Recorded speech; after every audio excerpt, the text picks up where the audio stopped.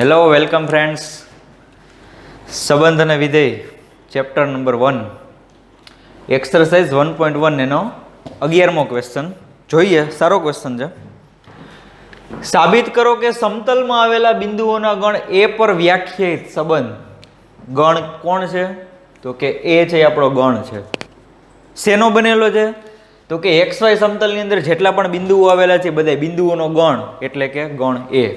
એના ઉપર એક સંબંધ વ્યાખ્યાયિત કરેલો છે. સંબંધનું નામ છે R. કઈ રીતના વ્યાખ્યાયિત થઈ છે? તો કે P અને Q. હવે મને એ કહો કે P અને Q શું હશે? વિચારો, P અને Q શું હશે? સંખ્યા હશે? કોઈ વ્યક્તિ હશે? ત્રિકોણ હશે? એ બધું ખબર પડે ગણ ઉપરથી. ગણ કેનો બનેલો છે? ગણ છે એ બિંદુઓનો બનેલો છે.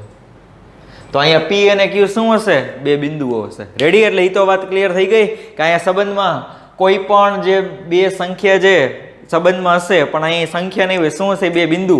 તો હવે વાંચી આવી રીતના કે P અને Q બિંદુ ક્યારે સંબંધમાં હોય? તો કે ઉગમ બિંદુથી P નું અંતર એ ઉગમ બિંદુથી Q ના અંતર જેટલું થાય તો. ફરી પાછું, P નું ઉગમ બિંદુથી અંતર અને Q નું ઉગમ બિંદુથી અંતર આ બે જો ઇક્વલ હોય, સમાન હોય તો અને તો P અને Q છે એ રિલેશનમાં હશે. ક્લિયર છે?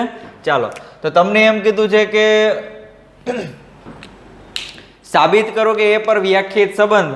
આવડો આ જે સંબંધ છે એ સામ્ય સંબંધ છે એવું સાબિત કરવાનું છે આપણે. રેડી? ચાલો, એ પર વ્યાખ્યાયિત સંબંધ R એ સામ્ય સંબંધ છે તથા બિંદુ P નો સામ્ય વર્ગ શોધો.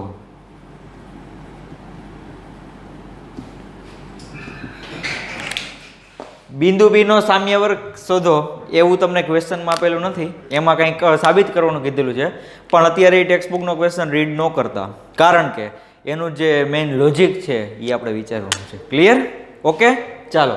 તો સામ્ય સંબંધ જેવું સાબિત કરવાનું કીધું છે સાહેબ, તો સૌ પ્રથમ તો આપણે સ્વવાચક સંબંધ સાબિત કરવાનું રહેશે. સ્વવાચક માટે શું કરવાનું થાય?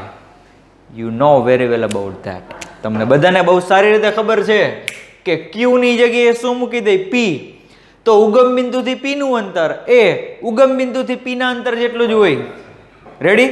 પણ આ દર વખતે આ લાંબુ લપસિંગર લખવું એના કરતા આપણે લોકો મેથેમેટિકલ એક નોટેશન યુઝ કરી લઈ. જો તો કે R બરાબર P અને Q નામની ક્રમયુક્ત જોડ જે R માં હશે. ક્યારે? તો કે હવે સમજજો, ઉગમ બિંદુથી P નું અંતર એને આવી રીતના લખી શકાય. Distance between P and O. આ એનો પ્રોનાઉન્સિએશન છે. Distance between P and O. એટલે દર્શાવે છે આવું કે P નું ઉગમ બિંદુથી અંતર, P નું ઉગમ બિંદુથી અંતર આ કોના જેટલું હોવું જોઈએ? તો કે બિંદુ Q ના ઉગમ બિંદુથી અંતર જેટલું થવું જોઈએ. આ 0 નથી, O છે. ખાસ ધ્યાન રાખજો. Q નું ઉગમ બિંદુથી અંતર, P નું ઉગમ બિંદુથી અંતર બે કેવા છે? ઇક્વલ. જો આવું થતું હોય તો P અને Q છે એ રિલેશનમાં હોય. ક્લિયર? એટલે હવે આપણે આ બધું લખશું નહીં. આવું નોટેશન તમે સાબિત કરી દો એનો મતલબ એવો થયો કે P અને Q જે રિલેશનમાં છે. ચાલો, તો સ્વવાચક માટે આપણે શું કરશું? તો કે અહીં for every P belongs to, જો અહીંયા બિંદુ P લખું છું, સ્મોલ a ના રાખતા. For every capital P belongs to ગણ A માટે, એટલે ગણ એની અંદર જેટલા પણ બિંદુઓ P છે એ બધા જ માટે શું થશે? તો કે P નું ઉગમ બિંદુથી અંતર એ કોના જેટલું હોય? તો કે P ના ઉગમ બિંદુથી અંતર જેટલું.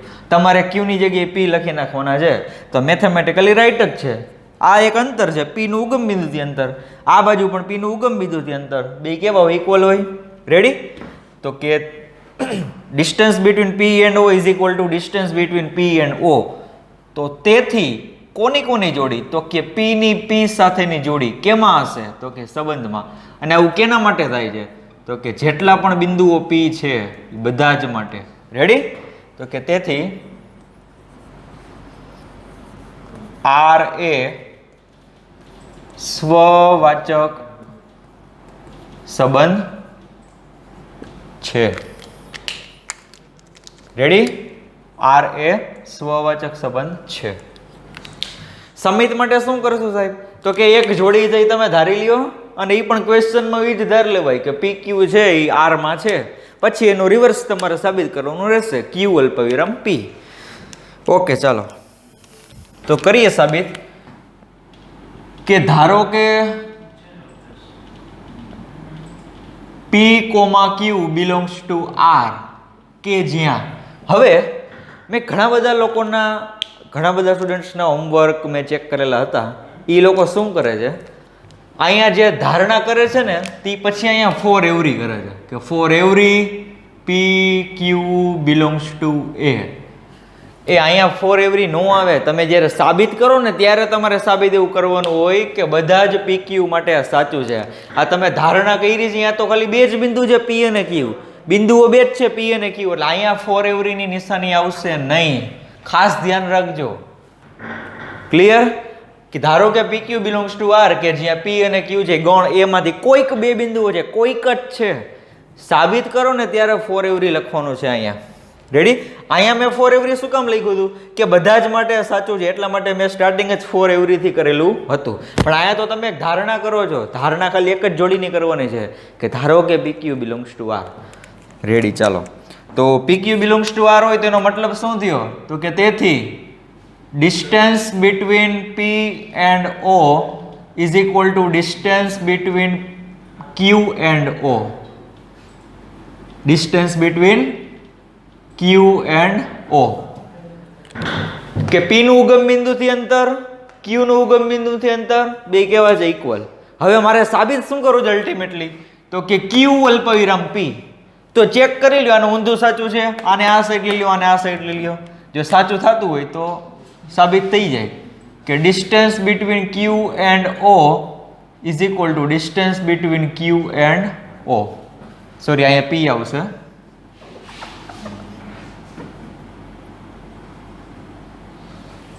ક્લિયર?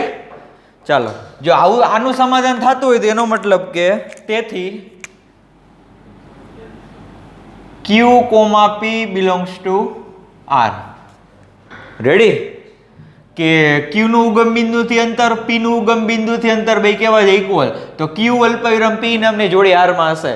તો હવે તમે જ્યારે વન લાઇનરમાં બધું આ લખો કે આમ P Q belongs to R, that implies QP belongs to R. અને આવું કોના માટે થશે? તો કે બધા જ PQ માટે. યસ. એટલે અહીંયા તમારે ફોર એવરીની નિશાની કરવાની છે. For every PQ belongs to A.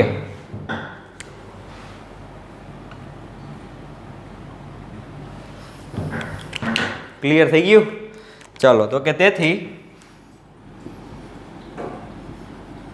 R A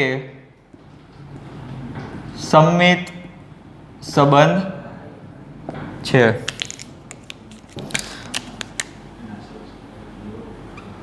okay, ચાલો સ્ટુડન્ટ્સ હવે ફટાફટ આગળ વધીએ. આપણે પારંપરિક પણ સાબિત કરવાનું છે. એના માટે શું કરશું? તો કે બે જોડ સંબંધમાં છે એવું ધારવું પડે. એક જોડ તો આપણી પાસે છે પી ક્યુ. હવે બીજી જોડ છે ને હું ક્યુ આર નહીં લઉં, કારણ કે આર છે ઓલરેડી આપણે સંબંધ માટે એક નોટેશન યુઝ કરી લીધેલો છે આર. એટલે હું છે ને એસ ધારી લઉં છું. ક્લિયર? કે ક્યુ કોમા એસ. અહીંયા ધ્યાન આપે છે બધા કે ધારો કે P Q belongs to R અને Q comma S belongs to R, કે જ્યાં આ પી ક્યુ અને એસ એ બધા કેમાંથી છે? ગણ એમાંથી. ઓકે, ચાલો ફટાફટ આગળ વધીએ. તો કે તેથી આ સંબંધમાં છે તો એનો મતલબ શું થશે? કે પી નું ઉગમ બિંદુથી અંતર ઇક્વલ હશે ક્યુ ના ઉગમ બિંદુથી અંતર સાથે, અને અહીંયા ક્યુ નું ઉગમ બિંદુથી અંતર ઇક્વલ થશે કોની સાથે? એસ ના ઉગમ બિંદુથી અંતર સાથે. ચેક કરી લ્યો બધું. રેડી? હવે સાંભળજો. પી નું ઉગમ બિંદુથી અંતર એ કોના જેટલું છે? ક્યુ ના ઉગમ બિંદુથી અંતર જેટલા. અને આ ક્યુ નું ઉગમ બિંદુથી અંતર છે એ કોના જેટલું છે? એસ ના ઉગમ બિંદુથી અંતર જેટલું. તો અલ્ટિમેટલી પ્રૂફ શું થઈ ગયું કે distance between P and O, distance between P and O is equal to distance between S and O. Okay, હવે જો આ પી નું અને એસ નું ઉગમ બિંદુથી અંતર સરખું હોય, પી નું અને એસ નું ઉગમ બિંદુથી અંતર સરખું હોય તો ઈ બેયની જોડી પી કોમા એસ ઈ કેમાં હોય? રિલેશનમાં હોય. ઓકે, ચાલો તો કે આમ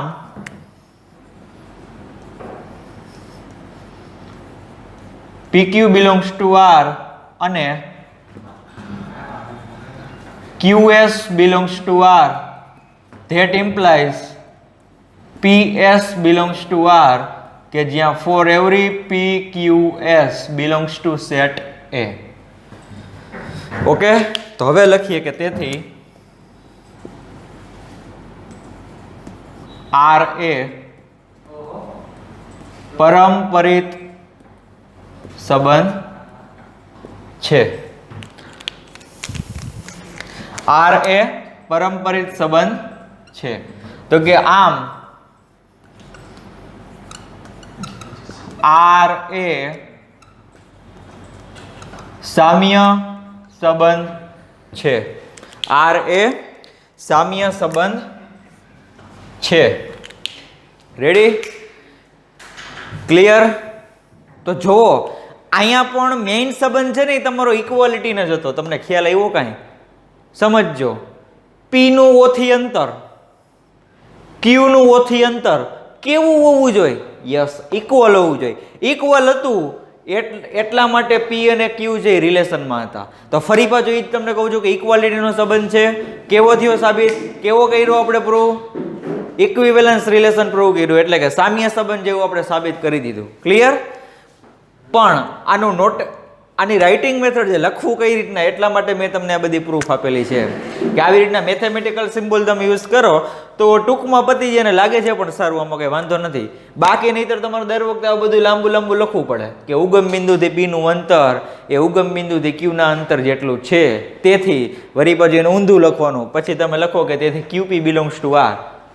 બટ એના કરતાં સારું છે અને આપણે મેથ્સનો જે સિમ્બોલ જે આપણે યુઝ કરેલું છે. ક્લિયર? તો હવે તમે લોકો આજે આખો બોર્ડ છે એનો સ્ક્રીનશોટ લઈ લ્યો, નિરાતે એના ફેસબુકમાં ટેકાવી લ્યો. પછી આ ક્વેશ્ચનનો જે મેઇન કહેવાય, મેઇન એનું હૃદય કે એટલે કે હાર્ટ, એ આમાં છે કે બિંદુ પી નો સામ્ય વર્ગ શોધો. ક્લિયર? ચાલો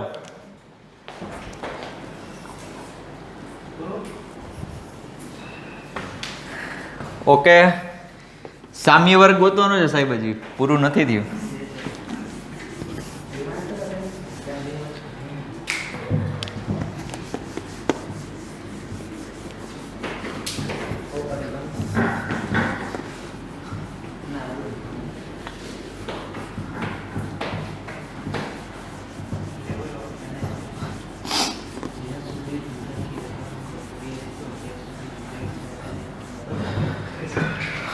સમજો, બિંદુ પી નો સામ્ય વર્ગ એટલે પી સાથે કયા કયા બિંદુઓ રિલેશનમાં છે એવું મારે ફાઇન્ડ કરવાનું છે. કોની સાથે? બિંદુ પી સાથે. હવે નિરાતે સાંભળો, પહેલા હું તમને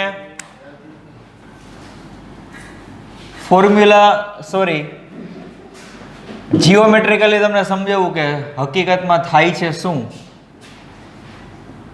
ચાલો માની લ્યો કે અહીંયા એક બિંદુ પી છે, તો પી નું ઉગમ બિંદુથી અંતર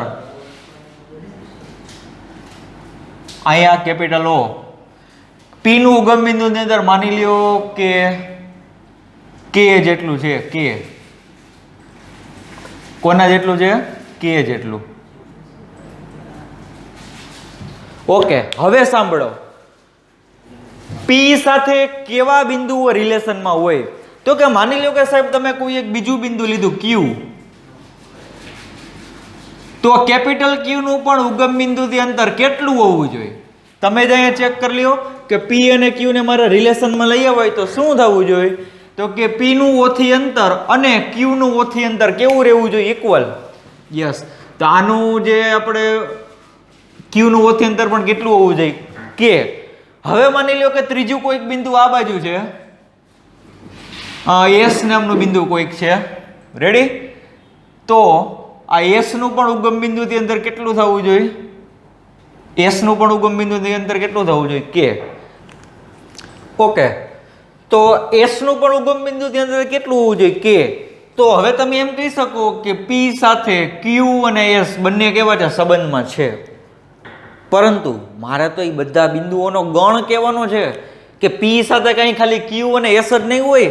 આ સમતલમાં ઘણા બધા બિંદુઓ એવા હોય કે જેનું ઉગમ બિંદુથી અંતર કેટલું હશે? કે. તો એવા બધા જ બિંદુઓ પી સાથે સામ્ય સંબંધમાં હોય. રેડી? તો હજી આપણે થોડાક 2-3 બિંદુઓ ચેક કરીએ કે હકીકતમાં થાય છે શું.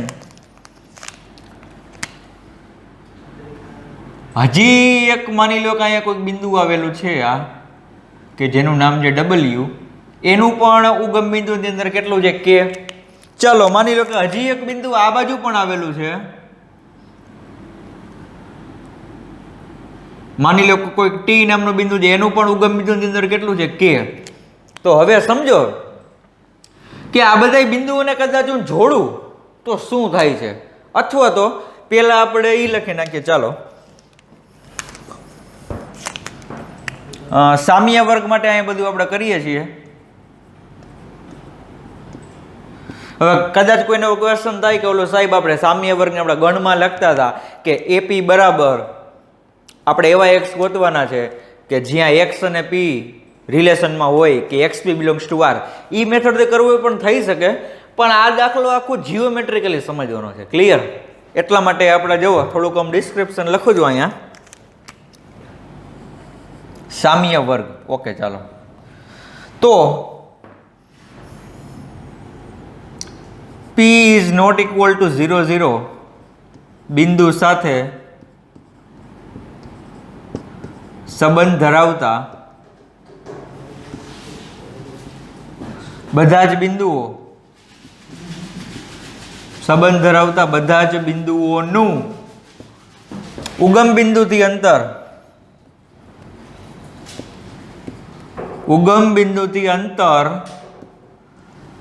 બિંદુ પી ના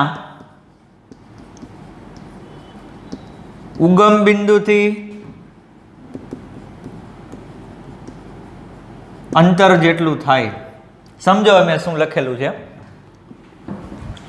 શું કહેવા માંગે છે કે પી જે ઉગમ બિંદુ નું હોવું જોઈએ. ઉગમ બિંદુ સિવાયનું કોઈ એક બિંદુ છે પી, ઈ બિંદુ સાથે સંબંધ ધરાવતા બધા જે બિંદુઓ છે એનું ઉગમ બિંદુથી અંતર કેના જેટલું હશે? તો કે પી ના ઉગમ બિંદુથી અંતર હોય એના જેટલું. અહીંયા મેં એ જ કરેલું છે. આ પી જે ઉગમ બિંદુ નથી, જુઓ ઉગમ બિંદુ સિવાયનું એક બિંદુ પી, એની સાથે જેટલા પણ બિંદુઓ જે સંબંધ ધરાવે છે એ બધાયનું ઉગમ બિંદુથી અંતર કેટલું છે? તો કે કે. એટલે આ બધાયનું અંતર કેવું છે? સેમ. ક્લિયર? એટલે એ જ વસ્તુ મેં લખેલી છે. હવે આપણે ધારણા કરી લઈ કે ધારો કે distance between P and O is equal to K. Distance between P and O is equals to K, કે જ્યાં K is greater than 0. K છે ધન હશે, ઓબ્વિયસ ડિસ્ટન્સ છે. હવે મેં ધારી લીધું કે P અને O વચ્ચેનું અંતર કેટલું છે? K. તો હવે P સાથે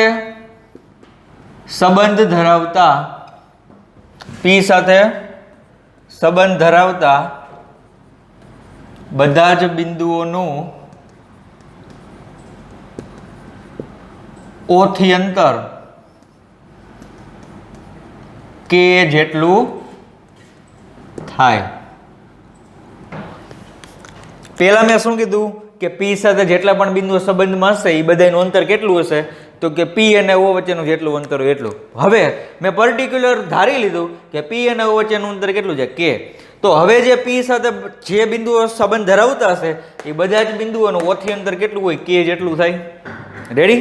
તો હવે ટેક્સ્ટ બુક વાળાએ જે સાબિત કરવાનું કીધું છે ને એ મારું આ છેલ્લું લાસ્ટ સ્ટેટમેન્ટ છે આ સમનું. હવે મારે બધા બિંદુઓનો ગણ ચેક કરવો છે, બિંદુઓનો ગણ. ક્લિયર? તો એના માટે શું કરશું તો કે આ બધાને જોડો તો તમને કંઈ કોમન દેખાય છે. આપણે એક્ઝિટ ડ્રો કરેલું નથી એટલે તમને કદાચ થોડુંક વિચિત્ર લાગશે શેપ.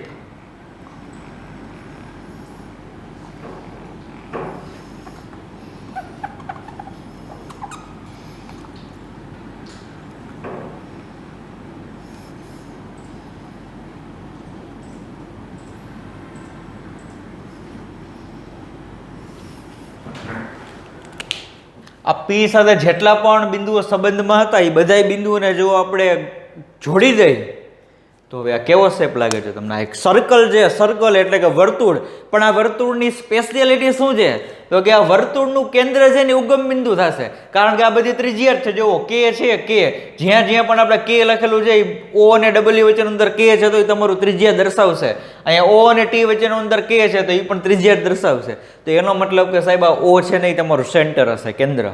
અને બીજી સ્પેશિયાલિટી એ કે એ જે વર્તુળ છે, વર્તુળ એ કેમાંથી પસાર થશે? યસ, બિંદુ પી માંથી પસાર થશે. તો હવે તમે કદાચ ટેક્સ્ટ બુકનો ક્વેશ્ચન રીડ કરશો ને તો મેં એવું સાબિત કરવાનું કીધું હતું કે સાબિત કરો કે આ સંબંધ સામ્ય છે તથા પી સાથે સંબંધ ધરાવતા બિંદુઓનો ગણ એ બિંદુ પી માંથી પસાર થતું અને ઉગમ બિંદુ કેન્દ્ર વાળું વર્તુળ દર્શાવે છે એવું સાબિત કરો. આપણે સાબિત કરી દીધું. એટલે હવે તમારે સમજૂતી માટે કદાચ આ ફિગર ડ્રો કર્યું તો ડ્રો કરી નાખજો. હવે તમને ખ્યાલ આવી ગયો કે પી સાથે જેટલા પણ બિંદુઓ સંબંધમાં હતા એ બધા જ બિંદુઓનું ઉગમ બિંદુની અંદર કેટલું હતું તો કે કે જેટલું. હવે કદાચ આપણે બધા બિંદુઓને જોડી દઈએ, એનો એક ગણ બનાવીએ તો જીઓમેટ્રિકલી શું રિપ્રેઝન્ટ કરશે? It represents a circle with a centre origin and which is passes through point P. કે બિંદુ પી માંથી પસાર થશે અને એનું કેન્દ્ર શું હશે? ઉગમ બિંદુ. સમજાય છે? O Q, O P, O S, O T, O W આ બધી ત્રિજ્યા જ છે. બધાનું જુઓ ડિસ્ટન્સ જુઓ, બધાનું સેમ છે કે. એટલે બિંદુ એક જ છે ઓ, તમારો સેન્ટર, એમાંથી બધા ફાટા પડ્યા જુદા જુદા. એટલે આ તમારું કેન્દ્ર દર્શાવે છે અને આ બધા બિંદુઓ છે એ બધા ક્યાં હશે? વર્તુળ ઉપર જ હશે. ક્લિયર? ચાલો તો હવે ફાઇનલ આપણે લખી નાખીએ કે આમ બિંદુ પી સાથે સંબંધ ધરાવતા બિંદુઓનો ગણ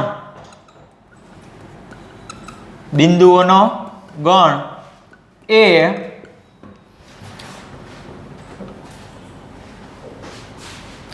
O00 આ શું લખેલું છે? ઉગમ બિંદુ કે જેના એમ 00 O00 માંથી સોરી